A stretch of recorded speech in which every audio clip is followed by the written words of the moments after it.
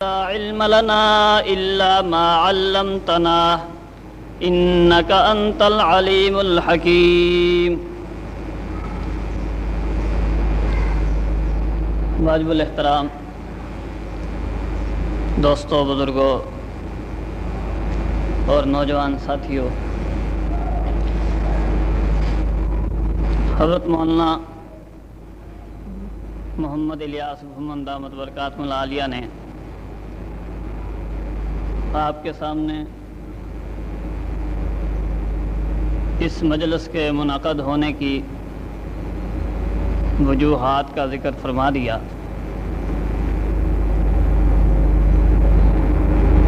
اور جیسا کہ آپ حضرات کے علم میں آ چکا ہے کہ مجھے حکم ہوا ہے کہ کچھ دیر میں آپ حضرات کے سامنے اپنی نماز کے وہ مسائل جن سے وہ حضرات اختلاف زیادہ رکھتے ہیں اور عوام الناس کو تشویش میں مبتلا کرتے ہیں، ان پر کچھ معروضات پیش کر دوں۔ میرے دوستو، ابھی جس طرح مولانا نے فرمایا اور میں نے بھی آیت مبارکہ کا وہ حصہ تلاوت کیا کہ رسول اللہ صلی اللہ علیہ وسلم نے یوم تبیض وجوہ و تسود وجوہ کی تفسیر میں یہ فرمایا، جب صحابہ نے سوال کیا کہ یہ کن لوگوں کے چہرے سفید ہوں گے، تو حضور علیہ السلام نے فرمایا کہ وہ اہل سنت والجماعت ہوں گے۔ سنت کسے کہتے ہیں اور حدیث کسے کہتے ہیں، جب تک یہ فرق ذہن میں نہیں ہوگا اس وقت تک بات سمجھ جانا مشکل ہوگا۔ حدیث کا نام بھی آپ نے سنا ہے یقیناً، سنت کا نام بھی سنا ہے، اور اس تحریر کے اندر یہ بھی آپ نے لکھا ہوا دیکھ لیا کہ وہ ہم اہل سنت والجماعت، اس تحریر میں اپنے آپ کو ہم نے لکھا اور انہوں نے اہل حدیث لکھا۔ تو حدیث اور سنت میں کیا فرق ہے؟ سنت جو ہے اس طریقے کو کہتے ہیں کہ جو دین میں جاری ہو، سنت اس طریقے کو کہتے ہیں جو دین میں، یہ طریقۃ المسلوقۃ المرضیۃ فی باب الدین سواء کان عن النبی صلی اللہ علیہ وسلم او عن اصحابہ، کہ وہ طریقہ جو دین کے اندر بطور دین کے رسول اللہ صلی اللہ علیہ وسلم نے کیا ہو یا آپ کے صحابہ نے دین سمجھ کے کیا ہو، وہ چیز سنت ہے۔ حدیث کا معنی ہوتا ہے بات۔ کیا ہوتا ہے؟ بات۔ یہ اہل حدیث اس معنی میں نہیں ہے کہ حضور کی باتیں مانتے ہیں، یہ اہل حدیث ہم ان کو اس معنی میں کہتے ہیں یہ باتونی ہیں۔ بعض لوگ ہوتے ہیں نا باتونی، خوب باتیں کرتے رہتے ہیں لیکن جب موقع آتے بھاگ جاتے ہیں، جیسے کہ بھائی سعید صاحب تجربہ کر چکے ہیں کہ جب تک کوئی آیا نہیں تھا ہم میں سے خوب باتیں کی ہوں گی، اور بھائی سعید صاحب نے یہ سمجھا ہوگا کہ دنیا کا سب سے زیادہ علم ہے ان لوگوں کے پاس، اور اب وہ سارے باتونی بھاگ چکے ہیں، کیونکہ باتونی آدمی جو ہوتا ہے وہ حقیقت کا مقابلہ نہیں کر سکتا۔ تو حدیث کا معنی ہوتا ہے اصل میں بات۔ تو رسول اللہ صلی اللہ علیہ وسلم کی حدیث مبارکہ کو بھی حدیث مبارکہ اسی لیے کہتے ہیں کہ حضور علیہ السلام کی بات ہے۔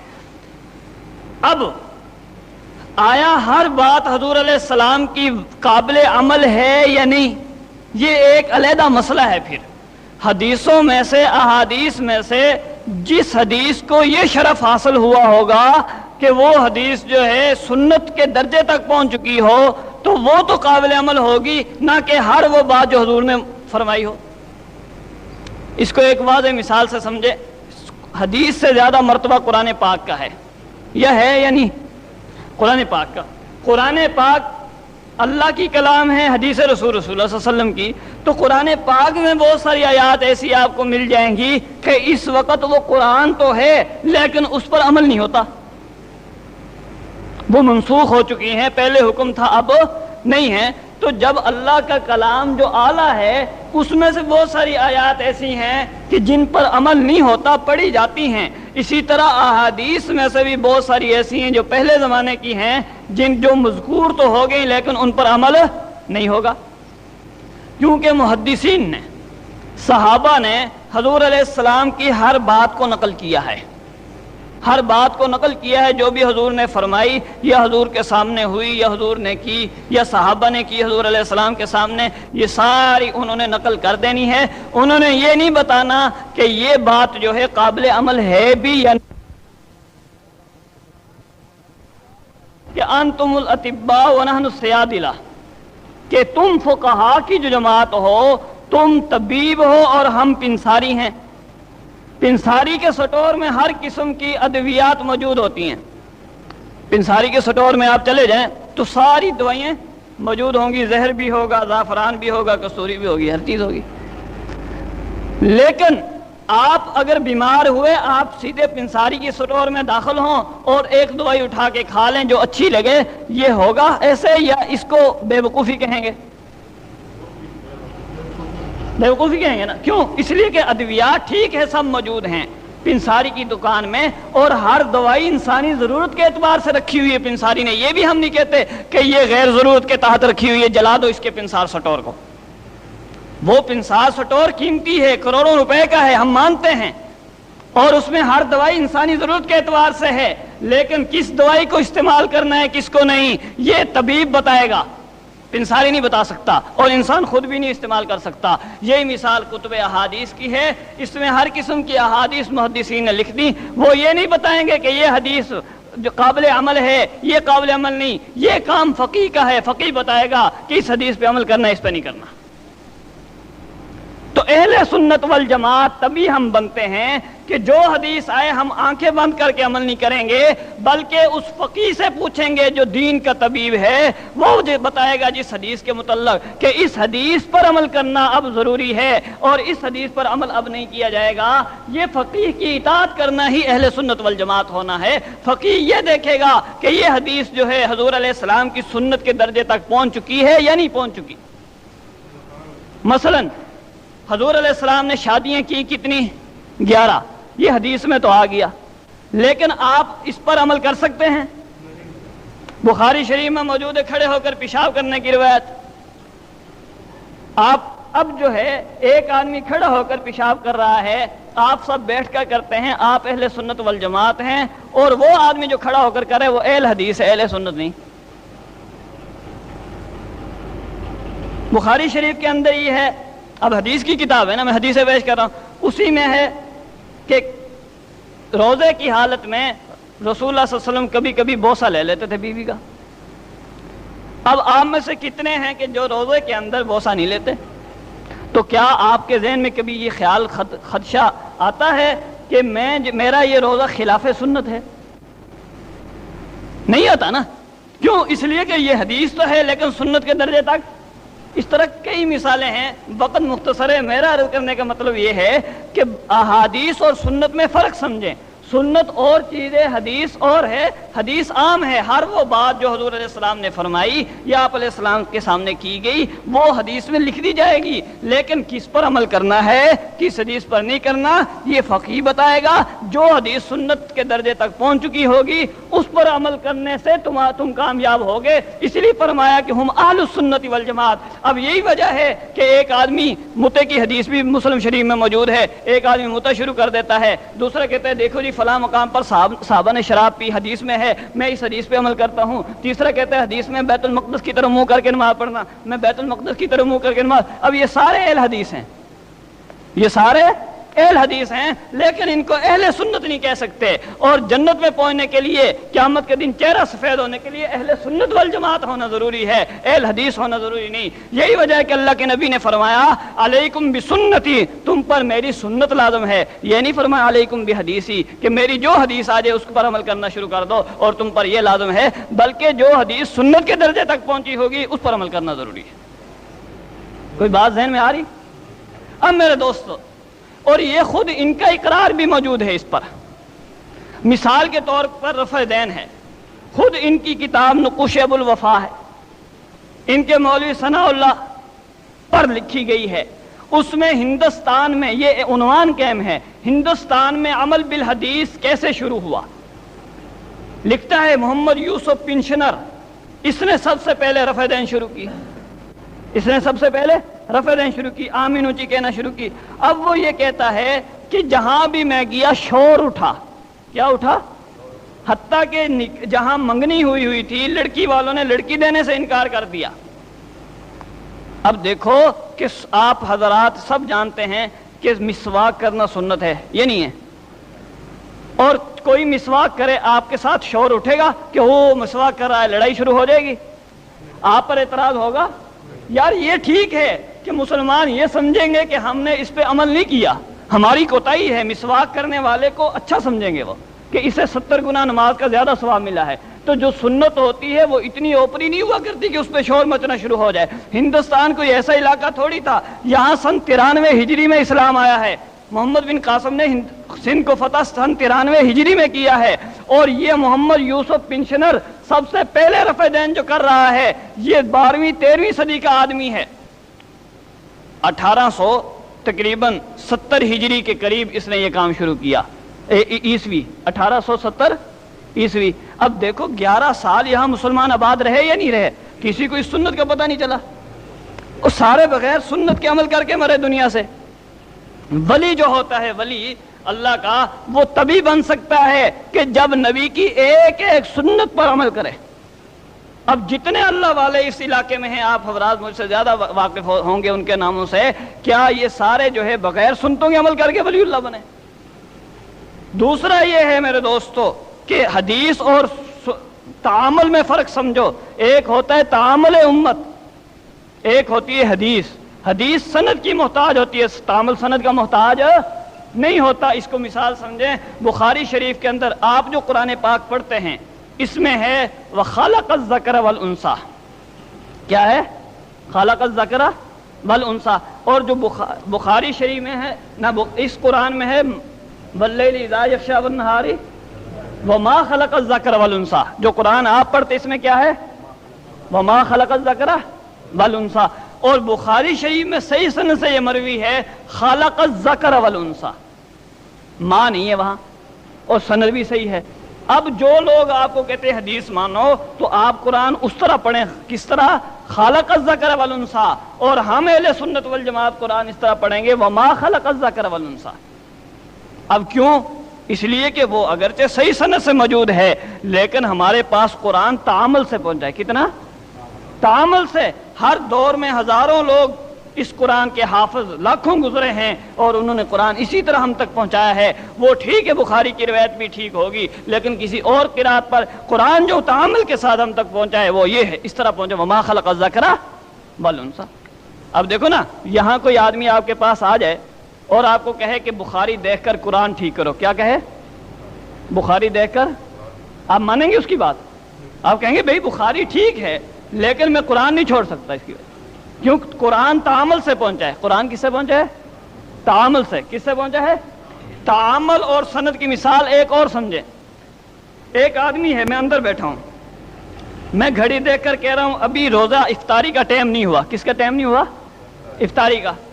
ایک آدمی چھت پر بیٹھا ہے، وہ کہہ رہا ہے میں سورج کو دیکھ رہا ہوں، سورج غروب ہو چکا ہے، افطاری کر لو۔ میں کہہ رہا ہوں نہیں، گھڑی پہ 2 منٹ باقی ہیں۔ وہ کہتا ہے سورج غروب ہو چکا ہے۔ بات کس کی معتبر ہوگی؟ جو سورج کو آنکھوں سے دیکھ رہا ہے نا۔ تعامل کی مثال سورج کی ہے۔ امام ابو حنیفہ رحمہ اللہ نے صحابہ کو دیکھا۔ کن کو دیکھا؟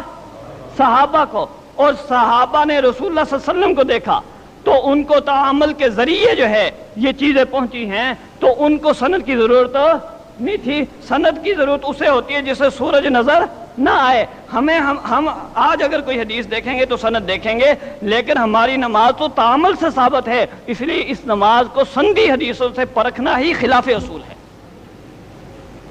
اس نماز کو سندی حدیثوں سے پرکھنا ہی، بلکہ ہماری نماز ہم یہ دعویٰ کرتے ہیں قرآن پاک سے بھی زیادہ متواتر ہے۔ قرآن پاک سے بھی۔ آپ میں سے کتنے مسلمان ہیں جو روزانہ پورا قرآن ختم کرتے ہیں؟ نہیں ہے نا؟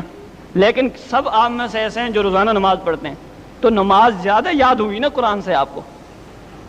ایسے نہیں، جس میں عمل زیادہ ہو وہ زیادہ محفوظ ہوتا ہے نا، اس میں تبدیلی کا خطرہ کیا ہوتا ہے؟ کم، تو یہ نماز ہماری قرآن سے بھی زیادہ متواتر ہے۔ جب ہم بخاری کو دیکھ کر اپنی نماز قرآن نہیں چھوڑتے، اسی طرح ہم بخاری کو چھوڑ کر نماز کیوں چھوڑتے ہیں؟ تو یہ دو چیزیں جو ہیں، ایک تعامل اور حدیث سند، ان کا فرق ذہن میں، اور دوسرا جو ہے یہ سنت اور حدیث کا فرق جب تک ذہن میں ہم نہیں بٹھائیں گے، اس وقت تک جو بھی دھوکے باز آئے گا ہمیں دھوکے میں آسانی سے مبتلا کر سکے گا، کیونکہ جو بھی آدمی غلط آتا ہے اس کا عنوان حسین ہوا کرتا ہے۔ اس کا عنوان کیا ہوا کرتا ہے؟ حسین۔ اب ہمارا آج کا جو مناظرہ تھا یہ تھا مکمل نماز پر۔ کس پر تھا؟ اس کو ہم نے عنوان کیوں رکھا مکمل نماز؟ اس لیے کہ یہ عنوان ہم نے اللہ کے نبی کی حدیث سے سمجھا ہے۔ رسول اللہ صلی اللہ علیہ وسلم نے فرمایا، آپ علیہ السلام نے فرمایا کہ کچھ لوگ پیدا ہوں گے جو میری حدیثوں کا انکار کریں گے۔ کیا کریں گے؟ احادیث کا انکار کریں گے۔ حضور نے فرمایا ان سے پوچھنا گدھا جو ہے یہ حلال ہے یا حرام؟ گھریلو گدھا حلال ہے یا حرام؟ وہ کہیں گے ہم صرف قرآن کو مانتے ہیں۔ کیا کہیں گے؟ صرف قرآن کو۔ حضور نے فرمایا ان سے پوچھو گدھا حلال ہے یا حرام؟ وہ نہیں بتا سکیں گے۔ وہ اس سے ان کو ضرورت سمجھ آئے گی کہ اللہ کے نبی کی حدیث کی ضرورت ہے، اللہ کے نبی کی حدیث کی ضرورت ہے۔ اس سے ایک اصول ملا کہ شریعت کے اندر اگر کوئی آدمی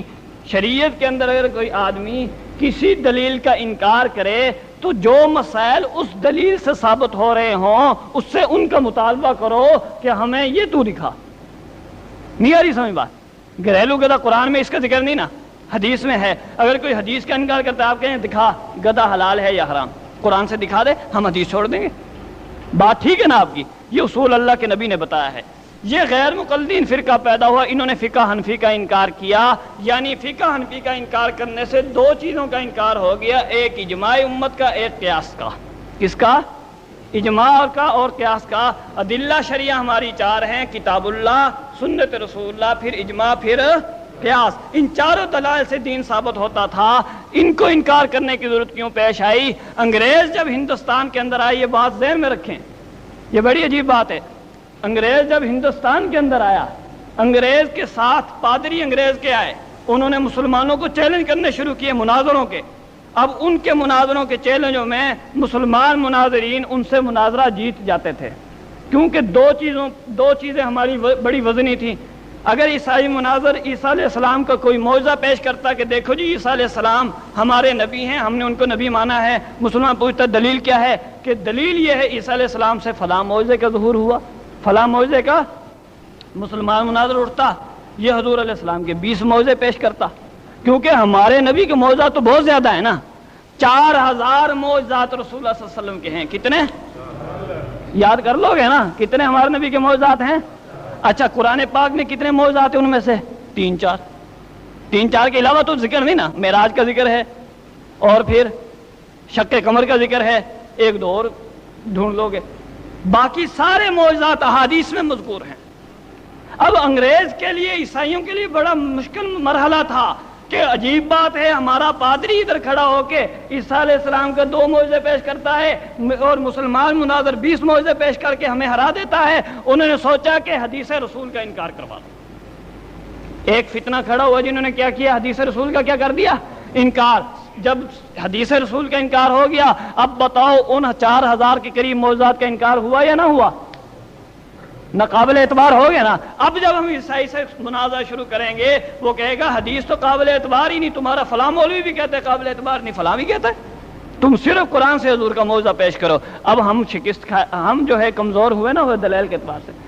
دوسرا جو مرحلہ تھا وہ یہ تھا، مسلمان مناظرین یہ مطالبہ کرتے تھے کہ تم اپنا مکمل دین عیسائی نہیں ثابت کر سکتے، اور شریعت وہ ہوتی ہے جو مکمل ہو، اور ہمارے قرآن میں اعلان الیوم اکملت لکم دینکم، اللہ تعالیٰ نے فرمایا میں نے دین مکمل کر دیا ہے۔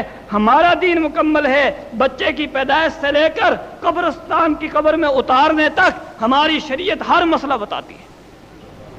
ہمارا دین مکمل ہے تو مکمل دین کی طرف آ جاؤ، تم ادھورا دین چھوڑ دو۔ تمہارے دین میں تو یہ بھی مذکور نہیں ہے کہ عیسیٰ علیہ السلام رکوع میں کیا تسبیحات پڑھتے تھے، تمہارا دین میں تو یہ بھی مذکور نہیں عیسیٰ علیہ السلام سجدہ کیسے کرتے تھے، تو تم ادھر آ جاؤ۔ ان کے لیے بڑا مشکل مرحلہ تھا، انہوں نے پھر فقہ کا انکار کروایا تاکہ فقہ کا جب انکار ہوگا تو مسلمان مکمل نماز ثابت نہیں کر سکیں گے، کیونکہ نماز کے بہت سارے مسائل ایسے ہیں۔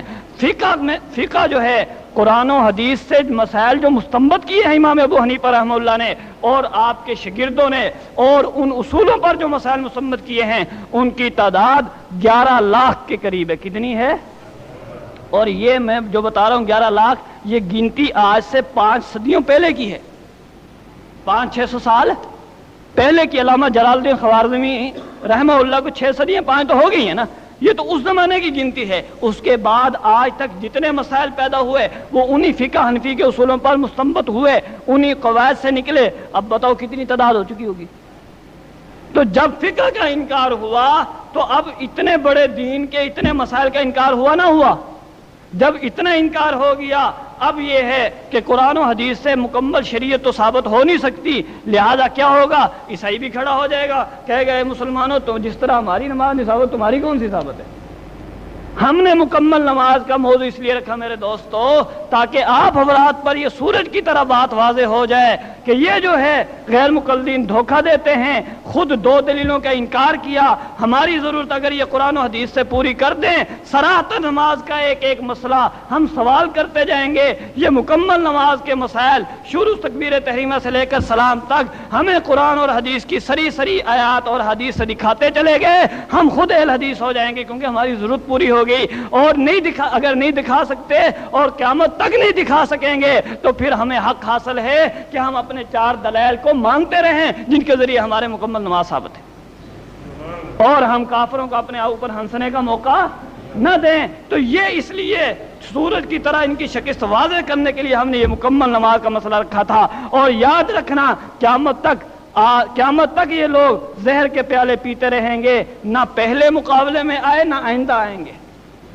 انہیں پتا ہے نا، انہیں پتا ہے اس موضوع پر ہمارا دھوکہ بالکل واضح ہو جائے گا۔ جس طرح وہاں منکر حدیث کو اگر کہو گدھے کا حکم تو قرآن سے دکھا سکتا ہے، اسے پتا ہے نا وہاں میں نے شکست کھانی ہے، اس طرح ان کو بھی پتا ہے یا ہم نے شکست کھانی۔ تو عجیب بات ہے کہ جو آپ سے اتنی بڑی چیز کا انکار یہ کیوں کروا رہے تھے؟ تاکہ عیسائی خوش ہوں۔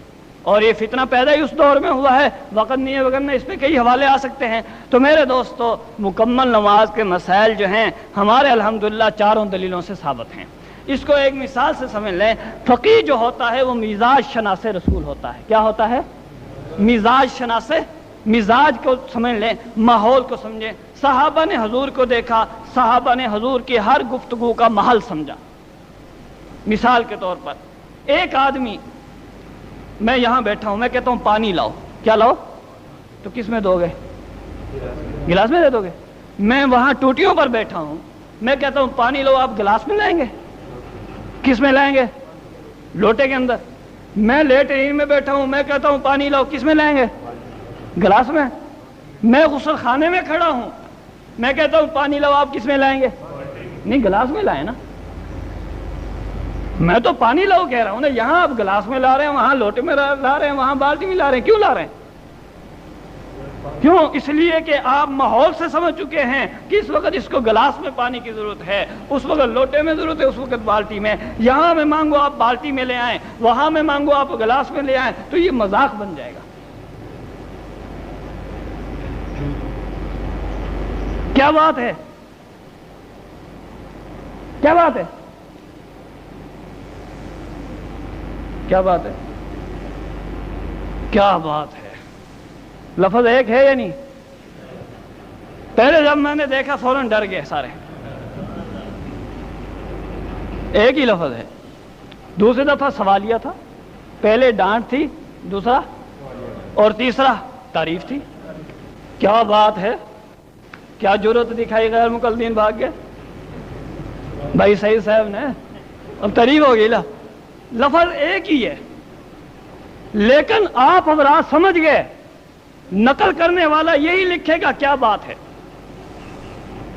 نقل کرنے والا یہی لکھے نا کیا بات ہے، لیکن ماحول والے سمجھے ہیں کہ پہلے ڈانٹ پڑی ہے، پھر سوال ہوا ہے، پھر کیا ہوا ہے؟ تعریف ہوئی ہے۔ میرے دوستو یہی ہے، فقیہ مزاج شناس رسول ہوتا ہے۔ جو حدیث میں یہ مذکور ہوگا کہ حضور نے کلی کی ہے، یہ بھی مذکور ہوگا چہرہ دھویا ہے وضو کو فرماتے ہوئے، یہ بھی ہوگا حضور نے بازو دھوئے ہیں، یہ بھی ہوگا حضور علیہ السلام نے سر کا مسح کیا ہے، یہ بھی ہوگا ناک میں پانی ڈالا ہے، سارا ہوگا۔ لیکن فقیہ مزاج شناس رسول ہے، وہ سمجھ جائے گا چہرہ دھونے کا حکم کیا ہے اور کلی کرنے کا حکم کیا ہے۔ ہر ایک کا حکم ایک نہیں، کلی کرنا سنت ہے، چہرہ دھونا فرض ہے، یہ فقیہ بتائے گا۔ اسی طرح نماز، ساری احادیث میں مل بھی جائیں گی بعض باتیں، لیکن فقیہ بتائے گا کہ اس کا درجہ یہ ہے، اس کا درجہ یہ ہے، اس کا درجہ یہ ہے۔ ایک اور مثال سمجھ لیں، میں کہتا ہوں اپنی ماں اور اپنی بیوی دونوں کا بڑا احترام کرو، دونوں سے محبت رکھو۔ اب ایک آدمی جائے اور سیدھا ماں سے لپٹ جائے، جو کام بیوی کے کرتا ہے وہی ماں سے شروع کر دے اور کہ مولوی صاحب نے کہا ہے دونوں سے برابر کی محبت رکھنا ہے، تو کیا یہ عقل مندی ہوگی؟ یا بیوی کا بھی وہی ادب و احترام شروع کر دے تو اولاد پیدا ہوگی جو ماں کا کرتا ہے؟ نہیں ہوگی۔ لفظ وہی ہیں لیکن وہاں اکرام اور ہے، یہاں وہاں حقوق اور ہیں، یہاں اور ہیں۔ اسی طرح فقیہ مزاج شناس رسول ہوتا ہے، وہ سمجھ جاتا ہے حضور اللہ کے نبی نے نماز کے اندر ہاتھ اٹھائے، اس کا حکم کیا ہے، نماز کے اندر ہاتھ اٹھاتے وقت اللہ اکبر کا اس کا حکم کیا ہے، فاتحہ پڑھی اس کا حکم کیا ہے، اور آمین کہی اس کا حکم کیا ہے، رکوع کیا اس کا حکم کیا ہے، رکوع کے اندر سبحان ربی العظیم پڑھی اس کا حکم کیا ہے۔ یہ فقیہ بتا سکتا ہے جس نے صحابہ کو دیکھا ہے۔ سیدنا امام اعظم فقیہ مزاج شناس رسول ہیں کیونکہ انہوں نے صحابہ کو دیکھا، صحابہ نے نبی کریم صلی اللہ علیہ وسلم کو دیکھا۔ اب درجات متعین ہو گئے، اب درجات کیا ہوئے؟ اب اصول بھی بتا دیے فقہا نے کہ ایک چیز، بعض چیزیں فرض ہوتی ہیں نماز میں، چھوٹ جائیں نماز نہیں ہوتی، بعض چیزیں فرض ہیں نماز چھوٹ جائے نماز نہیں ہوگی، بعض چیزیں واجب ہیں۔ اب فقیہ نے ایک اصول بتا دیا، احادیث سے دیکھا نکالا اور بتا دیا کہ اگر واجب چھوٹے تو سجدہ سہو کرنے سے نماز ہو جائے گی۔ کیا ہوگی؟ واجب چھوٹ جائے بھول کر تو سجدہ سہو کرنے سے نماز، سنت چھوٹ گئی نماز نہیں ہوگی، یہ ہوگی۔ یہ فقیہ بتائے گا اصول کے تحت، کہے گا نماز ہوگی لیکن ثواب کم ملا۔ بعض چیزیں مستحب ہیں، فقیہ کہے گا نماز ہوگی لیکن ثواب کم ملا۔ یہ مراتب فقیہ نے قائم کیے ہیں، یہ قرآن و حدیث میں صراحتاً مذکور نہیں ہوتے۔ جو لوگ فقہ کا انکار کرتے ہیں وہ کبھی بھی نماز کے مکمل مسائل نہیں بتا سکتے، بلکہ نماز کے مکمل مسائل کیا صرف تکبیر تحریمہ کا مسئلہ بھی نہ بتا سکتے اگر آتے تو، اسی لیے تو آئے نہیں، اسی لیے تو باتیں کچھ سمجھ آ رہی ہیں نا میرے دوست۔ اب دیکھو کیونکہ مختصر وقت ہے تو میں نے چند مرکزی باتیں کی ہیں، یہ یوں نہ سمجھنا یہ سبق ہے، بطور تقریر کے نہیں، بطور کس کے ہے؟ سبق کے ہے۔ آپ بار بار ان باتوں کو دہرائیں آپس میں، پھر آپ کو سمجھ آئے گی کہ فقہ کتنی اہمیت کی حامل چیز ہے۔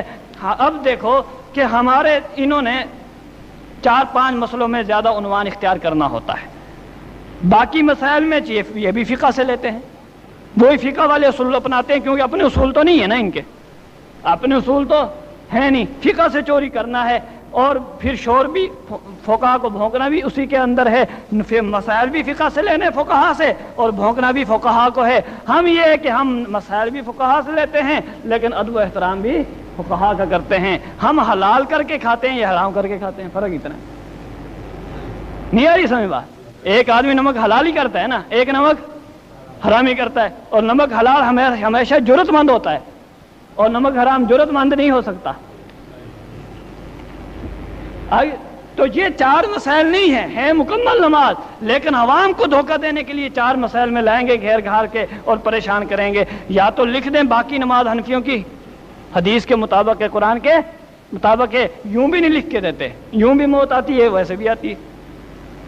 تو میرے دوستو، سینے پر ہاتھ باندھنے کا شور مچاتے ہیں، سب سے پہلے نماز شروع کرنے کے بعد سینے کا ہاتھ باندھنا ہے، کہتے ہیں کہ جی سینے پر ہاتھ باندھے جائیں۔ میں نے عرض کیا جس طرح کہ ایک ہے صحابہ حضور کا مزاج سمجھے، ٹھیک ہے نا، ایک ہے تعامل، کیا ہے؟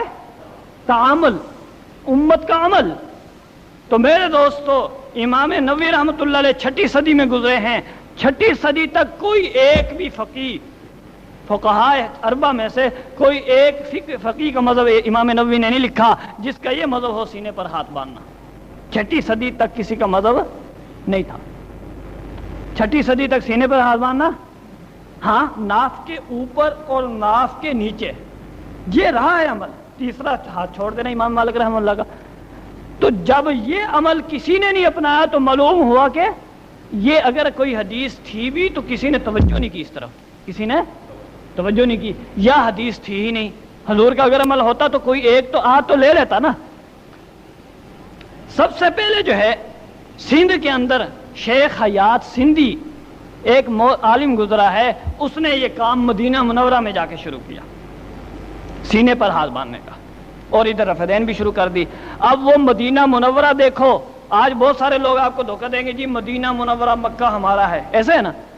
مدینہ منورہ اور مکہ ہم کہتے ہیں کہ کب سے آپ کا بنا ہے, آپ کا تو اب بھی نہیں ہے. وہ 3 طلاقوں کو 3 کہتے ہیں, یہ 1 کہتے ہیں, ان کا کیسے؟ وہ جنازہ ہماری طرح پڑھتے ہیں, ان کی طرح نہیں پڑھتے, یہ ان کا کیسے؟ یہ جنازہ اونچی پڑھتے ہیں نا, اونچی آواز سے, وہ اونچی آواز سے نہیں پڑھتے, ہماری طرح پڑھتے ہیں. تو ان کا کیسے؟ وہ مقلد ہیں, تقلید کو ضروری قرار دیتے ہیں, یہ شرک کہتے ہیں. وہ تو ان کے ہاں مشرک ہوئے. پھر 1300 سال تک مدینہ طیبہ مکہ مکرمہ حنفیوں کے ہاں رہا ہے. اکثر حکومتیں جو ہیں وہ حنفی رہی ہیں, قاضی حنفی رہے ہیں وہاں کے. پھر یہ کہ جب 1924 میں خلافت عثمانیہ کو ختم کیا گیا, اس کے بعد جو حکومت آئی ہے وہ حنبلیوں کی ہے, وہ بھی مقلد ہیں, غیر مقلد وہ بھی نہیں, غیر مقلد وہ بھی نہیں ہے. ان کا تعلق مکہ مدینہ سے کیا ہے؟ ان کا تعلق تب ہوتا جب محمد یوسف پنشنر, میں نے بتایا نا ابھی, جس کے نے سب سے پہلے رفع دین شروع کی, وہ حج کرنے جاتا اور وہاں سے رفع دین لے کر یہاں آ جاتا, ایسے تھا نا. جبکہ ایسے نہیں ہے, محمد یوسف پنشنر یہیں کا تھا, یہی رفع دین شروع کی اس نے, اور بعد میں اس کا انجام کیا ہوا یہ بھی یاد رکھنا. ان کی اپنی کتابوں میں لکھا ہوا ہے محمد یوسف پنشنر مرزئی ہو کر مرا. بعد میں کیا ہو کر مرا؟ مرزئی ہو کر. سب سے پہلے جس نے ہندوستان میں عمل بالحدیث شروع کیا. یہ دونوں حوالے ان کی کتابوں کے, ہمارے اپنی کتاب کے نہیں. پہلے نقوش ابو الوفا کا, دوسرا اشاعت السنہ وغیرہ رسالے جو ہیں اس سے ہم ثابت کریں گے باقاعدہ کہ محمد یوسف پنشنر بعد میں مرزئی ہو کر مرا. تو پتہ تو چلا نا, جب ایک راستہ غلط اختیار کرے نا آدمی آگے بڑھتا ہے, پھر رکتا نہیں ہے. خیر, اگر ان کا تعلق تب ہوتا, بلکہ آگے ان کی کتب میں یہ حوالے موجود ہیں, ذہن میں رکھنا. بہاولپور کا عبد الخالق نوناری تھا نا, مولوی عبد الخالق نوناری وہاں جاتا ہے حج کے لیے, اور افسوس خط لکھتا ہے پیچھے کہ افسوس یہ ہے کہ یہاں مکہ مدینہ میں ہمارا ایک بھی مدرسہ نہیں ہے. نہیں آ رہی سمجھ کوئی بات؟ اس سے کیا معلوم ہو رہا ہے کہ یہ یہاں کا فتنہ ہے, وہاں جا رہا ہے, وہاں جا کے پریشان ہو رہا ہے کہ یہاں مکہ مدینہ میں ہمارا نام و نشان نہیں ہے. تو ان کا کیا تعلق وہاں سے؟ تو میرے دوستو, اس نے وہاں جا کے شروع کیا. مدینہ کے جو قاضی تھے انہوں نے جیل میں ڈال دیا. اب بتاؤ, آپ مسواک کریں آپ کو جیل میں ڈالا جائے گا؟ وہ خصوصاً وہ قاضی جو علماء تھے, وقت کے فقیہ تھے, وہ قاضی وہ جیلوں میں تو نہیں ڈالتے تھے نا سنت سمے. تو معلوم ہے یہ شرط تھا. کیا تھا؟ سینے پہ ہاتھ باندھنا سنت نہیں تھا, کیا تھا؟ شرط تھا. رفع دین کرنا شرط تھا, اسی لیے تو بھیجا جیل میں. ایک وہ مدینہ ہے جو صحابہ کے زمانے کا ہے, ایک وہ مدینہ ہے جو تابعین کے زمانے کا ہے, ایک وہ مدینہ ہے جو 12ویں صدی کے زمانے کا ہے, انگریز کے آنے سے پہلے. ایک آج کا مدینہ ہے. فرق تو ہے نا سب میں. جو صحابہ کا مدینہ ہے کون سا؟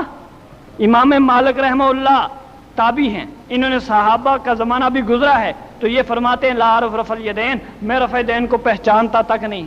مدینہ کا ہے نا امام مالک رحمۃ اللہ علیہ. اگر مدینے میں کچھ آدمی بھی رفع دین کرنے والے ہوتے نہ پہچانتے, یہ پہچانتے نا. میمون مکی نے رفع دین کرتے دیکھا تو اعتراض کر دیا, یہ کیا کر رہے ہو؟ کیا کر دیا؟ اعتراض کر دیا. تو معلوم ہے جو تابعین کا زمانہ ہے, خیر القرون کا زمانہ ہے, اس میں رفع دین نہیں تھا. اسی طرح یہ مدینہ میں نے ابھی مثال دے دی آپ کو, 12ویں صدی ہجری میں مدینے میں رفع دین کرنے والے کو کہاں بھیجا جا رہا ہے؟ جیل میں. ہاں آج اگر کوئی کر لے, آج تو وہاں انگریز بھی پھر رہے ہیں, نہیں پھر رہے. تو اگر انگریز وہاں پھر رہے ہیں اور ان پہ پابندی نہیں ہے, تو انگریز کے گماشتے اگر ہندوستان سے جا کر اپنا شر و فتنہ شروع کر دیں تو یہ بھی کوئی دلیل نہیں بن سکتی. اگر یوں دلیل بنانی ہے تو پھر یہ بھی کہو انگریز برحق ہیں, کیونکہ وہ بھی اب وہاں پھر رہے ہیں. ذوف ہے نا, مسلمانوں کا ذوف کا وقت ہے یہ. جب ہم قوی تھے, جب ہماری حکومتیں تھیں, خلافتیں تھیں, حنفیوں کی جب تک حکومت رہی ہے, یاد رکھنا ایک انگریز کا کتا بھی ثابت نہیں کیا جا سکتا جس نے آ کر حرمین شریفین سے پانی پیا ہو. الحمدللہ ہم احناف کو یہ فخر حاصل ہے. ہاں جب ہماری حکومت گئی اور انگریز نے ختم کی ہے تو اس کے بعد اب اگر کوئی کچھ ہو تو بعد کی بات ہے نا, ہم اس کے ذمہ دار تو نہیں ہے نا. تو خیر میرے دوستو, تو سینے پر ہاتھ باندھنا انہوں نے وہ کام شروع کیا. ادھر رسالہ بھی لکھ دیا. کیا کیا بعد والوں نے؟ یہاں سندھ میں رسالہ لکھ دیا کہ سینے پر ہاتھ باندھنا جو ہے حدیث سے ثابت ہے. شیخ ہاشم سندھی رحمت اللہ علیہ, شیخ ہاشم سندھی رحمت اللہ علیہ ٹھٹھا کے اپنے زمانے کے عرب و عجم کے سب سے بڑے عالم دین تھے. شیخ نے تعاقب کیا کہ کوئی حدیث تم سینے پر ہاتھ باندھنے کی ثابت تو کرو جس کی وجہ سے تم ساری امت کو چھوڑ رہے ہو. کون سی حدیث ایسی ہے؟ دیکھو نا, تعامل کے خلاف حدیث مل جائے, عمل نہیں کرنا چاہیے نا. میں نے ابھی مثال دی نا قرآن پاک کی کہ قرآن کی آیت کیا ہے اور طرح ہے بخاری میں, اور حدیث کی سند ہے وہاں, لیکن جو قرآن آپ پڑھ رہے ہیں یہ ایک اور طرح ہے. تو آپ قرآن چھوڑیں گے یا بخاری چھوڑیں گے؟ ہیں؟ اسی طرح اگر کوئی نماز لے کر آ جائے, بخاری لے کر آ جائے کہ اپنی نماز بخاری دیکھ کر صحیح کرو, تو آپ کیا اب نماز چھوڑیں گے یا بخاری چھوڑیں گے؟ چھوڑ دو بخاری. آپ کہو کہ وغیرہ جیسے قرآن بھی چھوڑنا پڑے گا. ہماری نماز ہمارے قرآن سے بھی زیادہ یقینی ہے, اس لیے ہم نہ قرآن چھوڑیں گے نہ نماز چھوڑیں گے. سمجھ آ رہی ہے بات؟ تو تعامل کے خلاف اگر بخاری کی صحیح سند بھی آ جائے پھر بھی قبول نہیں. حدیث ہے ٹھیک ہے سر آنکھوں پر, لیکن قابل عمل کیونکہ سنت کے درجے تک نہیں پہنچی ہوئی. آپ کو آسان جواب آتا ہے نا, کیا سنت کے درجے تک نہیں؟ 1000 حدیثیں کوئی سنا دے, پریشانی.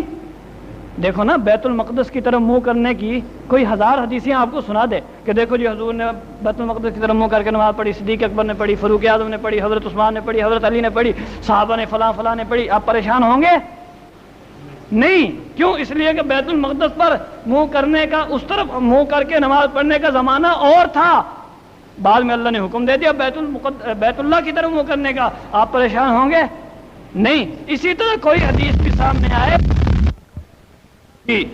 ابن خزیمہ میں روایت موجود ہے, ابن خزیمہ میں روایت موجود ہے, اس میں یہ ہے کہ سینے پر ہاتھ باندھو. شیخ ہاشم سندھی رحمۃ اللہ نے فرمایا کہ اس کی سند تو کوئی دکھاؤ نا, پتہ تو چلے کہ کیسی سند ہے. اگر سند صحیح مل گئی پھر بھی دیکھیں گے, تعامل کو تو پھر بھی نہیں چھوڑا جائے گا. صحیح ابن خزیمہ نہ ان کے پاس تھی نہ ان کے پاس تھی, چھپی نہیں تھی کتاب. ان کا اصرار یہ تھا کہ اس میں ساری سندیں صحیح ہیں, ساری سندیں صحیح ہیں. شیخ ہاشم سندھی رحمۃ اللہ علیہ فرما رہے تھے ساری سندیں صحیح نہیں ہیں, ساری سندیں صحیح نہیں ہیں. دونوں حضرات دنیا سے رخصت ہو گئے. کیا ہو گئے؟ رخصت ہو گئے. صحیح ابن خزیمہ نہ سامنے آئی. اب صحیح ابن خزیمہ چھپ کر آئی ہے تو حضرت اکاڑوی رحمۃ اللہ علیہ نے اس پر تحقیق فرمائی, دیکھا تو اس کی سند واقعی ضعیف تھی. کیا تھی؟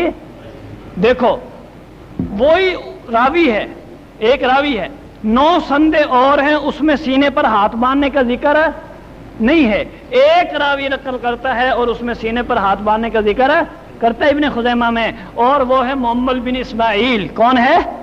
محمد بن اسماعیل. اور محمد بن اسماعیل وہ راوی ہے جسے امام بخاری منکر حدیث کہتے ہیں. کیا کہتے ہیں؟ منکر الحدیث. اور یہی امام بخاری کا قول میزان الاعتدال صفحہ 30 پر لکھا ہوا ہے کہ جس کے بارے میں منکر حدیث کہہ دوں اس سے روایت کرنی جائز نہیں ہے. کیا کہا امام بخاری نے؟ جس کو میں منکر حدیث کہہ دوں اس سے حدیث لینا جائز. تو تم امام بخاری کا نام سب سے زیادہ لیتے نہیں لیتے؟ تو ایک حدیث ملی, پہلے عمل تھا حدیث نہیں تھی. جس طرح شیعوں کا تعزیہ بازار میں اور دلیل غار میں. امام کہاں ہے؟ غار میں. ان کا بھی عمل کہاں تھا؟ جگہ جگہ, سینے پہ ہاتھ باندھو سینے پہ, لیکن دلیل نہیں مل رہی تھی. جب ملی تو اس میں کیا نکلا؟ محمد بن اسماعیل. اور اس کو خود بخاری کیا کہہ رہے ہیں؟ منکر حدیث کہہ رہے ہیں. اور جس سے امام بخاری منکر حدیث کہے اسے حدیث لینا جائز ہی. اس کے علاوہ کوئی سند اور نہیں لا سکتے, یہ یاد رکھنا. آج تک تو لا نہیں سکے, آئندہ بھی انشاءاللہ نہیں لا سکیں گے. تو یہ ہے سینے کے ہاتھ باندھنے کا مسئلہ. ہمارے پاس ایک تو تعامل سب سے بڑی دلیل ہے. کون سی دلیل ہے؟ تعامل کے فقہا نے الحمدللہ یا تحت سرہ باندھا ہے ناف کے نیچے, یا ناف کے اوپر, سینے پر کسی نے نہیں باندھا. معلوم ہے یہ عمل بالکل سب کے ہاں متروک تھا. اور یاد رکھنا یہ قاعدہ لکھا ہے کہ چاروں ائمہ کے خلاف اگر کوئی نیا قول لے, جس طرح یہ قول ہے, یہ چاروں ائمہ کے خلاف ہوا نا, نہیں آ رہی سمجھ بات؟ اگر تو چاروں ائمہ میں سے کوئی ایک قائل ہوتا پھر تو اور مسئلہ تھا نا. چاروں ائمہ کے خلاف اگر قول لے وہ اجماع کا مخالف ہوتا ہے. کس کا مخالف ہوتا ہے؟ اور اجماع کے مخالف کو قرآن نے کیا کہا ہے؟ من یشاقق الرسول من بعد ما تبین له الهدى ویتبع غیر سبیل المؤمنین نولہ ما تولى ونصلہ جہنم وساءت مصیرا. وہ آدمی جہنمی ہے. جو اجماع کا مخالف ہوگا وہ کون ہوگا؟ جہنمی ہوگا. تو اگر کوئی سینے پر ہاتھ باندھ کر جہنمی بنتا رہے تو ہم اس کو زبردستی تو جنت کی طرف نہیں گھسیٹ سکتے نا، بتا ہی سکتے ہیں. ہاں تو وہاں ہے، وہاں تو ہے نا، میں نے بتا دیا کہ جہاں ہوگا وہاں ہوگا. ٹھیک ہے. اچھا جی، دوسرا مسئلہ ہے کون سا؟ قرات خلف الامام کا. ہم امام ابو حنیفہ رحمہ اللہ کا سب سے پہلے مسئلہ قرآن پاک سے لیتے ہیں، پھر جو احادیث قرآن کے موافق ہوں ان کو لیتے ہیں، پھر جو حدیث ظاہراً قرآن کے خلاف ہوں ان میں تعویل کرتے ہیں. کیا کرتے ہیں؟ دیکھو نا، اللہ نبی کے مخالفت ہو سکتی ہے آپس میں؟ نہیں ہو سکتی. اللہ تعالیٰ فرماتے ہیں وَإِذَا قُرِئَ الْقُرْآنُ فَاسْتَمِعُوا لَهُ، کہ قرآن پڑھو اور غور سے، جب قرآن پڑھا جائے تو کیا کرو؟ غور سے سنو. اللہ کے نبی اس حدیث میں فرماتے ہیں، حدیث مسلم شریف صفحہ 174 پر موجود ہے کہ اذا قرأ فانصتوا، جب امام قرآن پڑھے تو تم کیا رہو؟ اب فاتحہ قرآن ہے یا نہیں؟ قرآن کا حصہ ہے یا نہیں؟ ایک غیر مقلد کہنے لگا فاتحہ قرآن نہیں. کیا کہتا ہے؟ فاتحہ قرآن نہیں. تو حضرت اکاڑوی رحمۃ اللہ علیہ بھی جواب دیا کرتے تھے. مولانا الیاس گھمن صاحب نے پچھلے دن دیا جواب کہ کہا کہ دیکھو اماں، کہنے لگا کیا پھر کیا ہے؟ کہنے لگے ام القرآن ہے. کیا ہے فاتحہ؟ فرمایا کہ اماں حوا کیا ہے؟ ام الانسان. اماں حوا کیا ہے؟ تو کیا انسان نہیں تھی اماں حوا؟ اور جو ام الانسان ہے اماں حوا وہ انسان نہیں تھی؟ کہہ دو گے اماں حوا انسان نہیں ہے. فاتحہ ام القرآن ہے، کیا اس سے قرآن ہونے کی نفی تھوڑی ہوتی ہے؟ یہ تو اعزاز ہے مرتبے کے اعتبار سے. ام القرآن ہے لیکن قرآن میں داخل ہے یا نہیں ہے؟ تو جب بھی قرآن پڑھا جائے تم کیا رہو؟ یہ اللہ کا قرآن کہتا ہے. نبی کی حدیث بھی موجود ہیں. حضور نے فرمایا جب امام پڑھے تم کیا رہو؟ خاموش رہو. حضور علیہ السلام نے فرمایا انما جعل الامام لیتم به فاذا قرأ فانصتوا، امام کے اس لیے قائم کیا گیا ہے تاکہ اس کی اقتداء کی جائے. جب امام قرآن پڑھے تم خاموشی سے سنو. فرمایا من کان لہ امام فقراۃ الامام لہ قراۃ، جس کا امام ہو امام کا پڑھنا ہی مقتدی کی طرف سے ہو جاتا ہے. 113 صورتیں جو فاتحہ کے بعد والی ہیں، دیکھو نا فاتحہ کے بعد کوئی صورت پڑھتے ہیں یا نہیں پڑھتے؟ اس میں یہ بھی ان حدیثوں کو مانتے ہیں، اس میں یہ بھی ان حدیثوں کو. ہم کہتے ہیں فرق نہ کرو، دو رنگی چھوڑ دو، حکم ایک مانو. جو فاتحہ کیا ہے وہی اللہ کا قرآن بھی قرآن کے بارے میں ہے نا، قرآن کی آیت قرآن کے بارے میں ہے. فاتحہ بھی قرآن ہے یا نہیں ہے؟ یہ 113 صورتیں بعد والی تو قرآن فاتحہ نہیں ہے. حدیثوں میں بھی جو ہے اللہ کے نبی نے ذکر کیا ہے وہ فاتحہ اور قرآن سب کا ذکر کیا ہے. کہتے ہیں جی امام کے پیچھے جو فاتحہ نہ پڑھے اس کی نماز نہیں ہوتی. اللہ کے نبی نے فرمایا اللہ کے لا صلاۃ الا بفاتحۃ. ہم کہتے ہیں مقتدی کے بارے میں دکھا دو، کہیں صراحت ہو اور صحیح سند ہو. اللہ کے نبی نے فرمایا مقتدی امام کے پیچھے پڑھے، ہمیں دکھاؤ. پھر بھی وہ ظاہراً یہ قرآن کے خلاف ہو گیا ہے، ظاہراً یہ آیت قرآن کے خلاف ہوگی. اس میں طویل کرنی پڑے گی، لیکن ان کے پاس کوئی صحیح سند نہیں ہے جس میں یہ دکھا سکے کہ امام کے پیچھے جو ہے آدمی فاتحہ پڑھے. تو اس میں تو یہ مسئلہ ہے. سمجھا رہی بات؟ بخاری شریف صفحہ 686 میں روایت موجود ہے کہ رسول اللہ صلی اللہ علیہ وسلم مکہ میں نماز پڑھاتے تھے تو جب قرآن پاک کی تلاوت اونچی آواز سے کرتے تھے، قرآن پاک کی تلاوت اونچی آواز سے کرتے تھے، مشرکین مکہ گالیاں دیتے تھے. اللہ تعالیٰ نے آیت مبارکہ اتار دی کہ اے نبی کہ نہ زیادہ جہر آواز سے پڑھو، ولا تجہر بصلاتک ولا تخافت بہا وابتغ بین ذلک سبیلا، کہ نہ اتنی بلند آواز سے پڑھو کہ مشرکین سنیں اور گالیاں دیں، اور نہ اتنی آہستہ آواز سے پڑھو کہ اپنے آپ کے صحابہ بھی نہ سن سکیں، بلکہ درمیانے طریقے سے قرات کرو. اس سے بھی معلوم ہو اس حدیث سے بھی کہ مقتدی نے کیا کرنا ہوتا ہے؟ سننا ہوتا ہے، پڑھنا نہیں ہوتا. اس طرح کثیر احادیث موجود ہیں. تو میں نے بتایا کہ ہمارے امام ابو حنیفہ رحمہ اللہ سب سے پہلے قرآن کو دیکھتے ہیں، پھر جو احادیث قرآن کے موافق ہوں ان کو دیکھتے ہیں، پھر تیسرے نمبر پر جو ہے احادیث اگر ظاہراً قرآن کے خلاف و صحیح بھی ہوں ان کی توجیہ کرتے ہیں تو یہ اصول کے تحت ہم منع کرتے ہیں کہ امام کے پیچھے فاتحہ نہ پڑھی جائے۔ تیسرا مسئلہ ہے رفع دین کا رکوع کے متعلق۔ تو امام ابو حنیفہ رحمۃ اللہ نے یہاں بھی قرآن کو پہلے دیکھا۔ قرآن پاک میں اللہ تعالیٰ فرماتے ہیں کہ قد افلح المؤمنون الذین هم فی صلاتهم خاشعون، کہ کامیاب ہو گئے مومنین، وہ مومنین جو اپنی نماز میں خشوع اختیار کرتے ہیں۔ اب خشوع کہتے ہیں کہ ظاہراً اور باطناً سکون اختیار کرنا، دل کا بھی سکون ہو کہ آدمی نماز کے اندر موجود ہو، دل کے اعتبار سے دماغی طور پر نماز کے اندر موجود ہو۔ اعبد اللہ کانک تراہ فإن لم تکن تراہ فإنہ یراک، یعنی اس طرح نماز پڑھے گویا کہ وہ اللہ کو دیکھ رہا ہے، اور ظاہراً بھی سکون ہو کہ آدمی حرکت نہ کرے۔ خود حضرت ابن عباس رضی اللہ تعالیٰ سے اس کی تفسیر میں مروی ہے، صحابی رسول ہیں حضرت ابن عباس، فرماتے ہیں کہ اس سے وہ لوگ مراد ہیں کہ جو نماز کے اندر رفع دین نہیں کرتے، جو نماز کے اندر رفع دین نہیں کرتے۔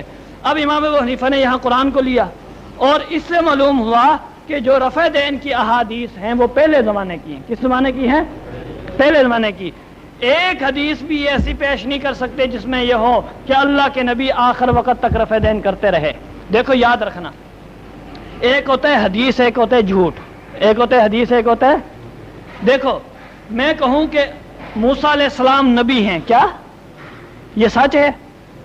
سچ ہے نا؟ میں کہوں موسیٰ علیہ السلام آخری نبی ہیں، یہ کیا ہے؟ جھوٹ۔ جب میں نے کہا موسیٰ علیہ السلام نبی ہیں، اب اس کے بعد حضور علیہ السلام کے نبی ہونے کی نفی ہوئی؟ نہیں۔ جب میں نے کہا آخری نبی ہیں، اب نفی ہوگی نا؟ اب ہمیں کہوں کہ نہیں جی تم غلط بات کہتے ہو، تو اب آپ کا حضور علیہ السلام کا آخری نبی ماننا یہ موسیٰ علیہ السلام کے نبی ہونے کے خلاف ہے، یا آخری نبی جو میں نے جھوٹ ملا ہے اس کے خلاف ہے؟ اب بیت اللہ کی طرف منہ کر کے نماز پڑھنے والی حدیثیں اس کے خلاف ہوں گی یا نہیں ہوں گی؟ ہوں گی نا۔ لیکن اگر وہ یہ جھوٹ نہ بولے، اب یہ حدیثیں اس کے جھوٹ کے خلاف ہیں یا مسئلے کے خلاف ہیں؟ ہاں جھوٹ کے خلاف ہے نا۔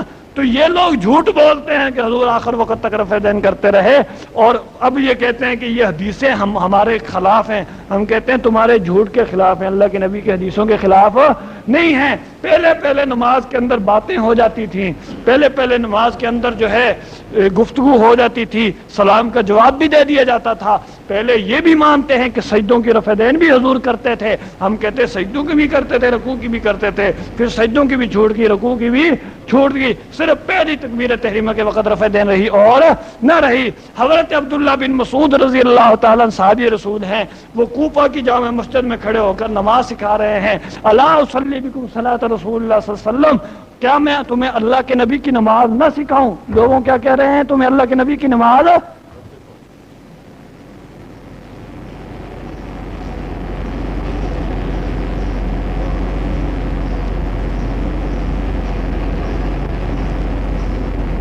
اب دیکھو حضرت عبداللہ بن مسعود رضی اللہ تعالیٰ جو نماز سکھائیں گے وہ آخری نماز سکھائیں گے یا کوئی پہلے زمانے والے اٹھا کے سکھا دیں گے؟ ہے آخری نماز سکھائیں گے نا۔ تو انہوں نے فصلی فلم یرفع یدیہ الا اول مرتين، نماز پڑھی حضرت ابن مسعود نے صرف پہلی تکبیر تحریمہ کے وقت رفع دین کی، پھر نہیں کی۔ اب دیکھو حضرت عبداللہ بن مسعود کوئی معمولی صحابہ نہیں ہے، اللہ کے نبی نے 4 سندیں انہیں عنایت فرمائی ہیں۔ کتنی؟ خود فرمایا اللہ کے نبی نے، بخاری شریف صفحہ 534 نکال کے دیکھ لیں، اس میں ہے فرمایا اللہ کے نبی نے کہ استقرأوا القرآن من 4، میرے 4 صحابہ سے قرآن پڑھو۔ کتنے صحابہ سے؟ صحابہ لاکھوں ہیں، لاکھ سے زائد ہے نا۔ فرمایا 4 سے پڑھو، معلومہ ان میں استعداد زیادہ ہے، اور ان میں سے بھی پہلے نمبر پر ابن مسعود کا نام لیا۔ کس کا؟ حافظ ابن حجر کہتے ہیں جب کئی آدمیوں کا نام لیا جائے اور کسی کا ترتیب میں نام مقدم کیا جائے تو یہ دلیل ہوتی ہے کہ اس میں سب سے زیادہ استعداد ہے۔ تو معلوم ہے ابن مسعود میں اللہ کے نبی کے نزدیک سب سے زیادہ استعداد تھی۔ دوسری حدیث حضور نے فرمایا ما حدثکم ابن ام عبد فعلیکم بالنواجذ، جو حدیث تمہیں ابن مسعود بیان کرے اسے داڑھوں سے مضبوط پکڑ لو۔ تیسرا فرمایا حضور علیہ السلام نے کہ میری امت کے لیے جو ابن مسعود پسند کرتا ہے مجھے بھی وہی پسند ہے۔ تو ابن مسعود نے کیا پسند کیا؟ ترک رفع دین یا رفع دین؟ تو اللہ کے نبی کو وہی پسند ہوگا نا، نہیں آ رہی سمجھ بات۔ چوتھا اللہ کے نبی فرماتے ہیں لو استخلفت احدا بغیر مشورۃ لاستخلفت ابن ام عبد، اگر میں کسی ایک کو اپنا جانشین اور خلیفہ بغیر مشورے کے بناتا تو میں عبداللہ بن مسعود کو بناتا۔ تو اب دیکھو اللہ کے نبی اپنا خلیفہ اور جانشین بنانے کے لیے بھی ان کو اللہ کے نبی کے نزدیک یعنی یہ خلافت کے مستحق تھے، یعنی ان کو خلافت دے سکتے تھے اللہ کے نبی، اس قدر استعداد حضرت ابن مسعود میں صلاحیت تھی۔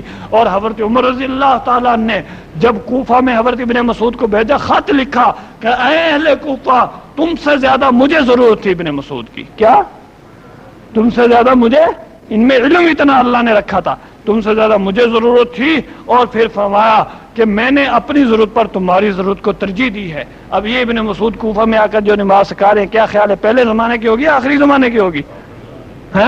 فرماتے ہیں پہلی دفعہ رفع دین کی پھر نہیں کی تو میرے دوستو اسی وجہ سے پورے اہل کوفہ میں، امام ترمذی فرماتے ہیں اہل کوفہ کا اجماع ہے، اہل کوفہ کا بھی عمل یہ ہے، اور اسی طرح محمد بن نصر مروزی کہتے ہیں اہل کوفہ کا اجماع ہے اس بات پر کہ کوئی رفع دین نہیں کرتا تھا۔ تو رفع دین کا مسئلہ بھی اسی طرح باقی رہا۔ آگے کیا ہے؟ آمین کا مسئلہ۔ آمین کا مسئلہ بھی میرے دوستو یہی ہے، ہم سب سے پہلے قرآن کو دیکھتے ہیں۔ قرآن پاک میں موسیٰ علیہ السلام کی دعا مذکور ہے۔ موسیٰ علیہ السلام دعا فرماتے ہیں کہ اے اللہ فرعونیوں کو غرق کر دے، ہلاک کر دے وغیرہ۔ آگے ہے قد اجیبت دعوتکما، اللہ تعالیٰ جواب میں فرماتے ہیں کہ تمہاری دعا دونوں کی میں نے قبول کر لی، تم دونوں کی دعا میں نے قبول کر لی۔ تفسیر در منصور اٹھا کر دیکھ دیجئے، اس میں یہ مذکور ہے دعا تو صرف موسیٰ علیہ السلام نے کی، دعا کس نے کی؟ آگے کیا ہے؟ تم دونوں کی قبول ہوگی۔ یہ دوسرے کون ہیں؟ تو لکھا ہے کہ ہارون علیہ السلام ساتھ کھڑے تھے، آمین انہوں نے کہی تھی۔ کیا کہی تھی؟ تو اس سے کیا ثابت ہوا؟ آمین کیا ہوئی؟ دعا ہوئی۔ کیا اللہ فرما رہا ہے قرآن پاک میں کہ میں نے تمہاری دعا قبول کر لی، اور ہارون علیہ السلام نے کیا کہی تھی؟ آمین کہی تھی۔ معلوم آمین کیا ہے؟ دعا ہے۔ اور ہمارا دعویٰ یہ ہے کہ اصل دعا میں جو ہے بہتر یہ ہے کہ اس کو پوشیدہ کیا جائے، دعا کو کیا کیا جائے؟ پوشیدہ کیا جائے۔ قرآن پاک میں اللہ تعالیٰ نے زکریا علیہ السلام کی مدح بیان کی ہے، اذ نادى ربہ نداء خفیہ، کہ اللہ کو آہستہ آہستہ دعا پکار رہے تھے زکریا علیہ السلام۔ تو دعا آہستہ کرنے پر اللہ نے کیا کی ہے؟ تعریف کی ہے زکریا علیہ السلام کی۔ اس نے فرمایا ادعوا ربکم تضرعا وخفیہ، کہ اللہ سے دعا کرو، مانگو آہستہ آہستہ۔ اللہ کی منشا یہ ہے کہ دعا آہستہ کی جائے۔ دعا کیا کی جائے؟ حضرت سعد بن وقاص بن ابی وقاص رضی اللہ تعالیٰ عنہ کی روایت مسند احمد میں موجود ہے، وہ فرماتے ہیں کہ خیر الذکر الخفی، سب سے بہترین ذکر کیا ہے؟ آہستہ ہے۔ دعا بھی ذکر ہے نا، تو آہستہ کہنا بہتر ہے۔ ہم یہی کہتے ہیں کہ ہمارا یہ دعویٰ بھی ثابت ہوا قرآن سے کہ آمین کیا ہے؟ دعا ہے، اور یہ بھی ہم نے قرآن سے ثابت کر دیا کہ اللہ تعالیٰ کو پسندیدہ یہ ہے کہ دعا اصل میں آہستہ کی جائے۔ دعا اصل میں کیا کی جائے؟ آہستہ کی جائے۔ اب لائیں گے حدیثیں جی حضور نے اونچی کہی، ہم کہتے پریشانی کی بات نہیں ہے، ہم نے تو کہا ہے کہ حدیث قرآن کے مخالفت ہو، کوئی نہ کوئی اس کی وجہ ہوگی۔